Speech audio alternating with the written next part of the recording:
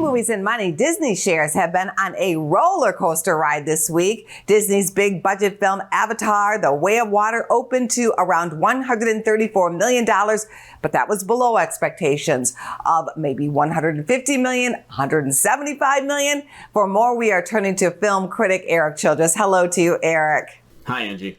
Along with that below expectations opening, what's the behind the scenes talk about Avatar's performance? Well, generally no one is going to balk at an opening weekend of that magnitude, but when James Cameron comes out and publicly says that his film is going to need to gross $2 billion to get out of the red, that is going to make people nervous. So let's look at what we know from the grosses so far. The Way of Water just had the 37th best opening of all time, about $57 million higher than the first film back in 2009. The number is also just the 6th best opening ever in December and only the 5th best opening of 2022 behind all 3 of the Marvel openings and the 3rd Jurassic World film. But let's go glass half full for a second with the acknowledgement that Christmas vacation is about to start this week, and this is a period often very good for blockbusters that open big and even those that may seem middling. The Way of Water should, and I stress should, have a kind of clear sailing to be number 1 at the box office until the beginning of February, even though it should watch out for a couple of underdog candidates to unseat it. Even over this past weekend, we can look that Avatar had a 23% bump from Friday to Saturday business, and that is the 6th best bump for a film opening to over $125 million. But the only 2 films on that top 10 list that went on to gross the kind of money that the first film did were Black Panther and Avengers Infinity War, and both of those started with an over $200 million opening weekend. Avatar does have some competition in theaters. Film studios are getting ready for the holidays, of course, with some big new movies. Here's a look at Whitney Houston, I Want to Dance with Somebody. It's on, listen.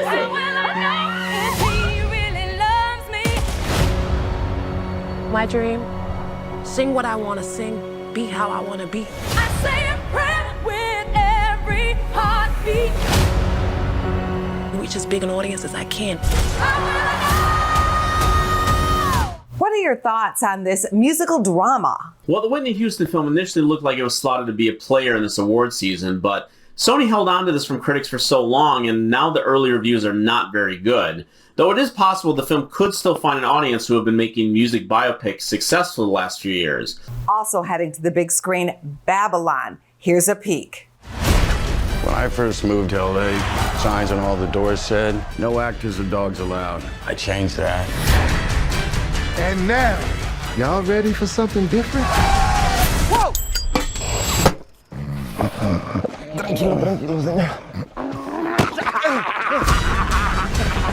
This one is a period comedy drama. What's your review, Erik? Now, Damien Chazelle's Babylon is certainly a bigger player this season. His 3-hour anti-Hollywood epic has a tremendous first half even, but it ultimately rings about as shallow as some of the personalities on display, especially as his plot apes as much from Boogie Nights as it does Singin' in the Rain. And I don't know if audiences will have the patience for it. On the other hand, Puss in Boots: The Last Wish is a real delight. And here's a snip of the new Puss in Boots. What's your story? My story. What are we looking at? Cats have 9 lives. Watch!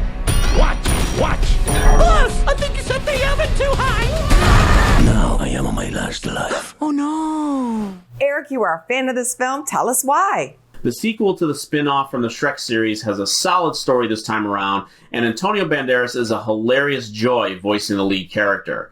Family audiences have not been given a lot to come out to theaters for since the Minions movie last summer. Disney's recent Strange World is one of the biggest bombs of the year, and this could be a real test for the theatrical family market going forward. The original 2011 film opened to $34 million and grossed $149 million domestic, but over $550 million worldwide. Minions: The Rise of Gru opened to over $107 million in July. Now, with Avatar possibly headed for a weekend between 50 and 60 million, if only half of the Minions audience showed up for a legitimately entertaining animated film, then we could have a contender for the biggest upset for number 1 this year. That's a strong recommendation. Happy holidays to you, Erik, and thank you for all that you do. We will see you in the new year. Thank you, Angie. Go to businessfirstam.com for where to see our show on TV.